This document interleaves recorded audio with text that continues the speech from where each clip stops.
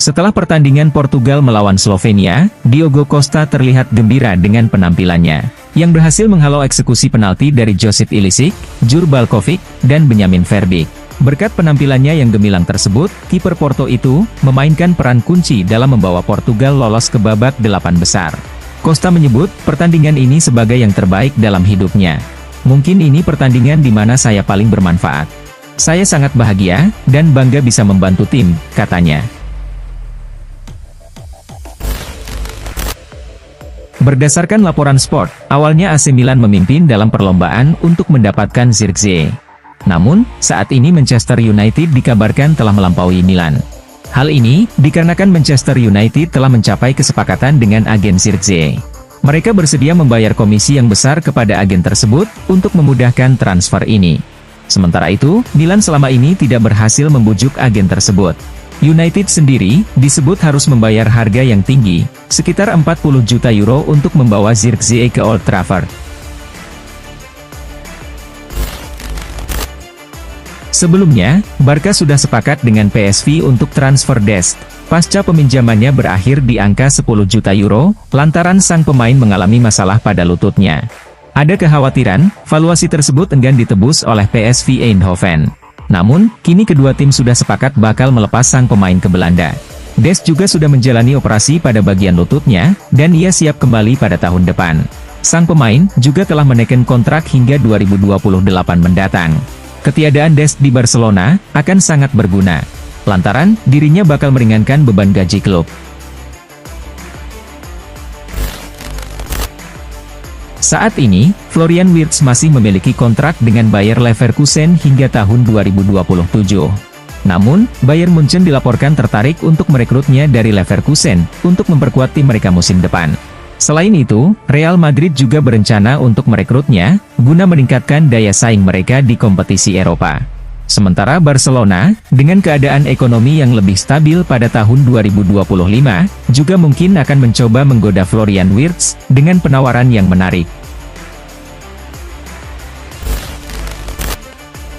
Pencari bakat dari Arsenal dan Manchester United hadir pada pertandingan krusial fase grup Euro 2024 antara Turki dan Republik Ceko, khususnya untuk memantau penampilan Ferdi Kadioglu. Manajer Manchester United, Erik ten Hag sangat tertarik untuk membawa Ferdi Kadioglu ke klubnya, dan berencana untuk menjadikan tandem bagi Luksau. Di sisi lain, Arsenal juga tertarik merekrut Kadioglu untuk meningkatkan persaingan di posisi Takehiro Tomiyasu dan Oleksandr Zinchenko.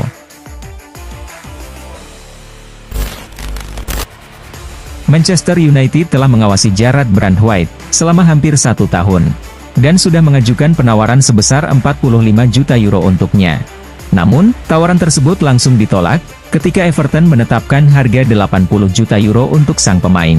Dilaporkan oleh The Sun, Manchester City kini juga tertarik untuk merekrutnya.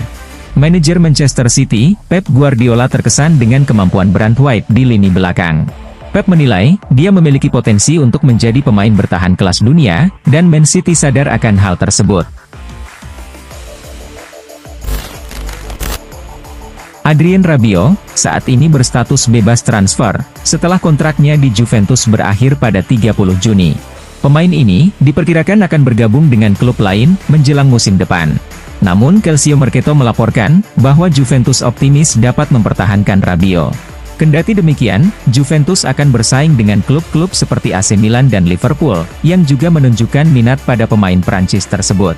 Namun untuk saat ini, sang gelandang masih fokus pada perjalanan Prancis di Euro 2024. Dan dia diperkirakan akan memutuskan masa depannya, setelah turnamen selesai. Presiden Inter Milan, BP Marotta telah berkomitmen untuk tidak melakukan penjualan pemain besar-besaran pada jendela transfer musim panas 2024 ini. Marotta menegaskan bahwa Inter Milan akan menjadi lebih kompetitif di musim depan. Dan karena itu, tidak akan melepaskan pemain-pemain kunci di klub. Dia menjamin bahwa tidak akan ada pengorbanan terhadap pemain penting yang sebelumnya dilakukan untuk menyeimbangkan keuangan klub. Pernyataan ini disampaikannya dalam wawancara dengan Sky Sport Italia.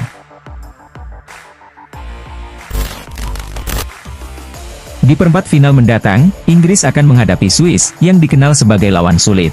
Meskipun Inggris memiliki kualitas tim yang lebih tinggi, Swiss telah menunjukkan konsistensi dan soliditas mereka selama Euro 2024. Gareth Southgate pun mengakui bahwa permainan Inggris belum optimal secara taktis.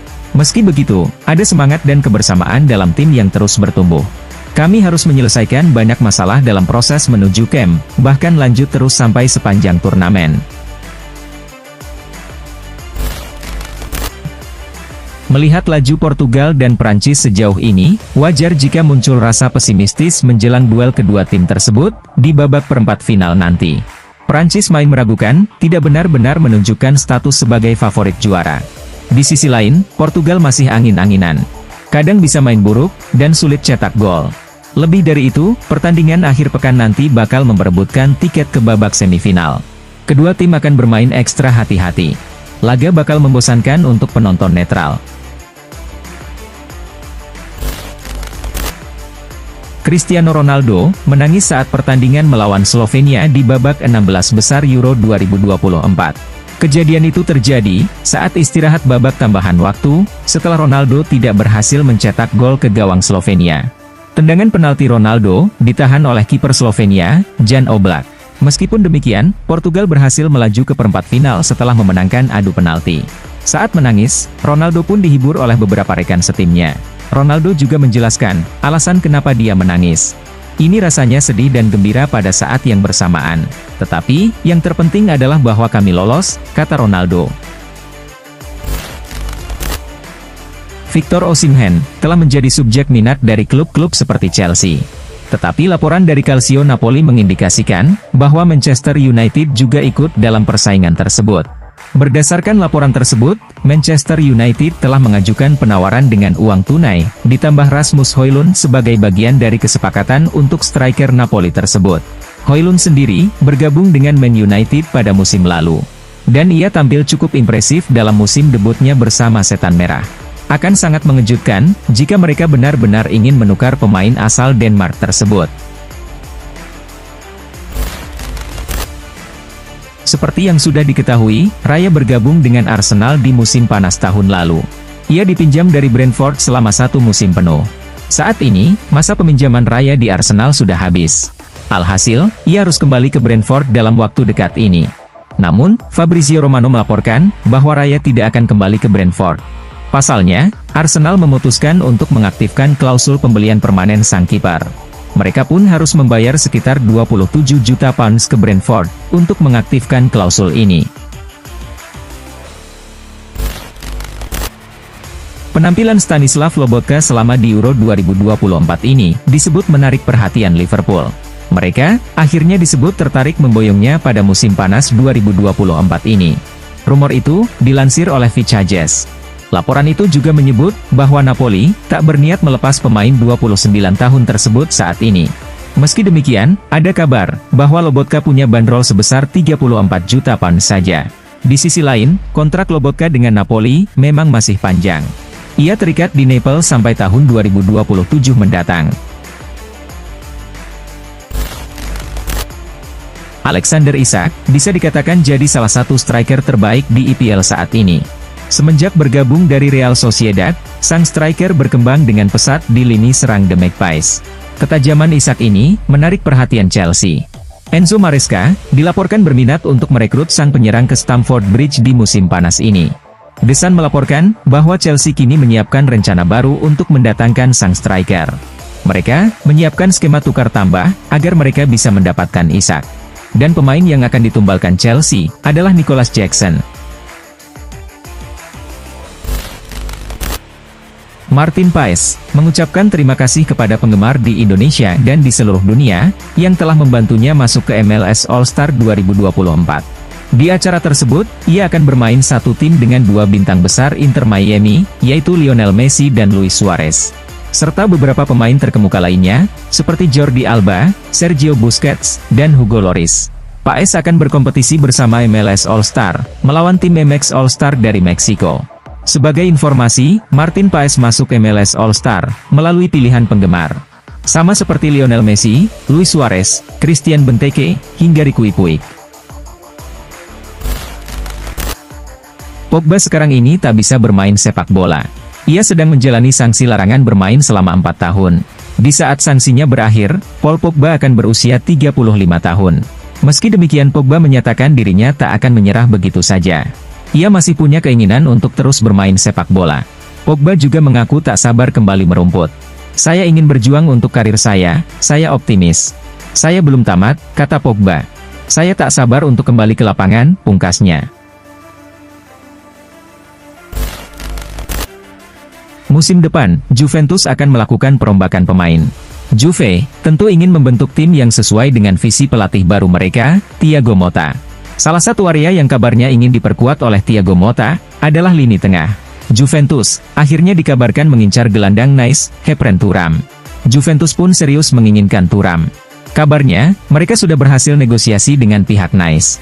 Juve juga sudah melakukan pembicaraan personal dengan Thuram. Menurut Fabrizio Romano, keduanya sudah mencapai kata sepakat.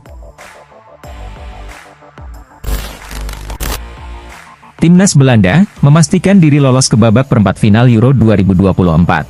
Kepastian ini didapatkan setelah mereka mengalahkan Timnas Rumania di babak 16 besar dengan skor 3-0. Timnas Belanda unggul terlebih dahulu melalui gol Cody Gakpo di babak pertama.